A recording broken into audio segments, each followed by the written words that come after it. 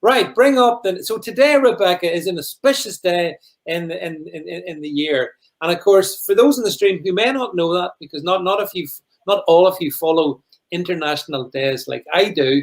I wonder, can we just bring up the next slide, please?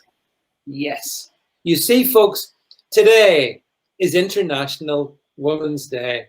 And you see, Rebecca, I'm so engaged in all these things. These United Nations days so interesting to me. However, I wanted to put, and who better for me to spend this day, auspicious day, on a live stream with than you? So I put it to you. I put it to you, my learned friend. I reckon that by and large, women have never had it so good as they have in 2021. And life's not perfect, and there's wrongs to be righted still. But I think by and large, women have done pretty good. And you know, I'm not sure there's a lot to complain about. What say you, Rebecca Butler? Well, I think it is better now. And I'm sort of a generation that is, I suppose, a hybrid, where when I started work, it was tough. But I was fortunate enough that I did well in nursing, so I wasn't treated badly.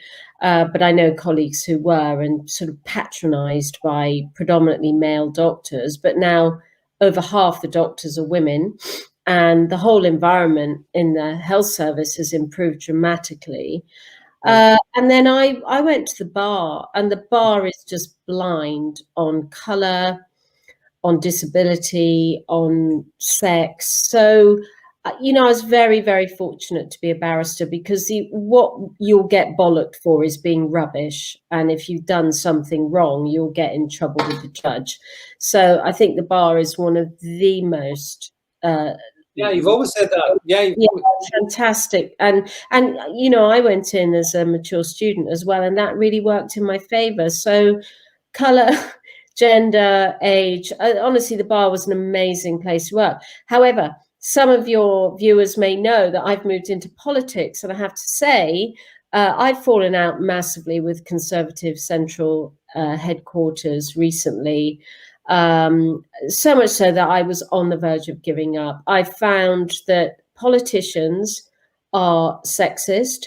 I found the way that they behave is they very much talk over women. Women get treated badly by the men in all the groups I watch and I'm part of. It's shocking, but then it's sort of men who maybe they're too old to know better, and they don't realize that things have moved on. I don't know. I find the attitudes in politics are pretty shocking, really pretty shocking. Yeah, you know, it's interesting because a lot of people, by the way, when you talk about going to the bar, I think they misunderstand the bar to which you went. But yeah, again, I mean, where there's too much harmony going on. The tea. There's way too much harmony going on here. So yeah, I mean, I agree with that, Rebecca. And in many spheres of business and enterprise, and indeed, you know, different jobs, I think things are pretty decent now, and there's legislation to make sure it stays that way. And I think people, by and large, men and women in professional environments, rub along pretty well. And there's always going to be a bad apple here or there, but that works actually both ways. You know, there's the odd bad apple man and there's the odd bad apple woman. Politics is an interesting one, though, because I completely agree with what you say, having been there myself. And I think it's a very strange world for certain men. I also think back to Margaret Thatcher, and I think back, she rose up, you know, the ladder in the 70s, early to mid 70s, and then to become prime minister. Looking back on it, given the attitudes towards women, that was an even more remarkable achievement, I think, Rebecca, than maybe some people understand. Yeah, and I think Margaret Thatcher is sort of inspirational for people like me, because she shows that you can play in a man's world. What she, you know, but she had to play like a man to play in a man's world. I think things have changed, but you know, there are issues over like diversity in parliament, for example. So I'm not in favor of all women's shortlists at all. I don't think that brings the best candidate. But what I No. do object to is that while everybody's shouting about diversity for ethnicity, people are forgetting that 50% of the population are women. So can we deal with getting it 50-50 on male female, and then worry within that whether we've got an 8.4% or 14% ethnic mix in parliament? Because currently AIM MPs have a higher representation in parliament than women do as a percentage of population. And that also spills into transgender, because transgender activists are so outspoken. You would think that transgender and, the whatever they call it, heteronormative, binary, whatever word spaghetti they use, Yeah. you would think the problem was far greater than it actually is. Therefore, women's rights are being eroded.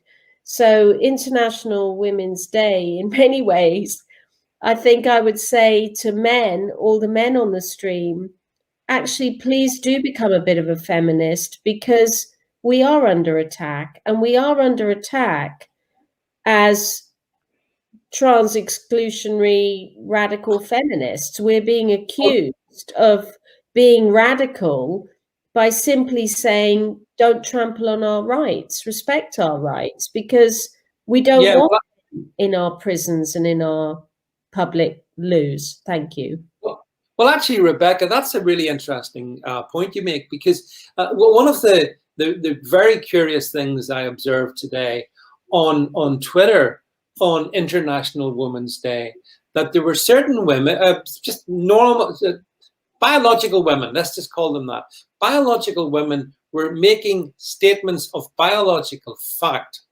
We have to be careful how we phrase these things, but that's all it was. And they were taken down. They were taken down from Twitter. And I thought to myself, that is what a mixed up world we live in, that on International Women's Day, it can be dangerous to celebrate women. And I'm all for celebrating women. And I think I know what a woman is, but the world we live in is so crazy that that's being blurred, hasn't it? And I think that's a major issue actually for me. And this is why we need men. We've got the lesbians on side, we've got the gay men on side, and we need the heterosexual men on side as well, to say, actually, feminism isn't a threat to us, but we can see that actually femininity, being a woman, is under threat. It's really under threat. Look at what's happening to our sports. How can we were happy before all this stuff came and hit us, and it's hit us disproportionately.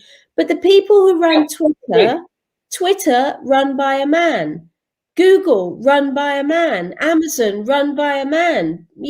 All the people who make the decisions on cancelling women on the social media, they're all run by men. Why aren't they standing up and saying, hang on, no, we support women and we support women's sports, and we're not going to let them have their equality eroded? It's not fair. There is space for transgender.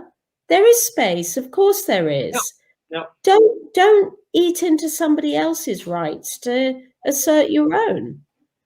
Yeah, and I again, Rebecca, I think that's right. I think some people would say, well, on Twitter, actually, I see Chris Davis is pointing out, I'm not on Twitter. Well, you're so right, Chris, I'm not. But sources known to me report these things back to me, Chris. That's how I know these things. But yeah, I mean, you're right, Rebecca. It actually, there's quite an irony in the fact that in a way, whilst we've made so much progress in making life more fair, and because I believe in meritocracy, I think it doesn't matter if you're male or female, the best person, whoever it is, gets a job. That's the way it should be, and we should help where there needs to be help given and all that. I'm all for that, but it just seems to me that women are kind of in the crosshair a bit at the moment, biological women, and so on a day like this, that's kind of, so you actually, I'm sure there's lots of heterosexual men would sort of say we would very much want to see women celebrated,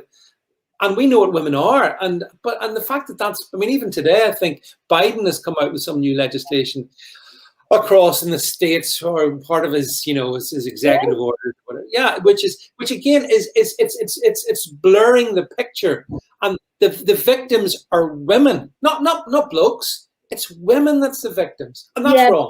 Actually, Biden's got that wrong, because even his own, in the House of Representatives, his own Democrats have refused to sign it off. So he hasn't got away with that by executive order. That went through the House. And, it's too big an issue to be dealt with by a sort of executive. And I think it's too big an issue to be dealt with by men, because imagine if you're a lesbian, how you must feel. If you're a lesbian couple, you would be completely under the cosh if you are threatened with transgender rights sort of overcoming yours. God knows it took gay people a long, hard struggle to get where they are. And now lesbians are equally and more so in the crosshairs of celebrating. I mean, what more celebrates being a woman and feminine than lesbians? They just doesn't get better than that. I'm not sure about that. It's a radical interpretation of feminism, but yeah, okay, I'll give you that one, sort of. But you see lesbians very, very upset by what's happened to J.K. Rowling. All she has ever said is women need safe spaces, and she bases what she says on evidence. The number of women getting killed and abused every year. It does happen to men, but they tend not to complain about it. I know, but nevertheless. And why can't men have a safe space as well? So they should. Women should have a safe space, but physically women are vulnerable. And there are, I'm afraid, regrettably, cases where women have been put in prison with transgender women and have been raped. And I'm talking about sex offender transgenders have been put in women's prisons and raped women. So it's not a huge number, but identity politics has no part to play in this. It really doesn't. No, yeah.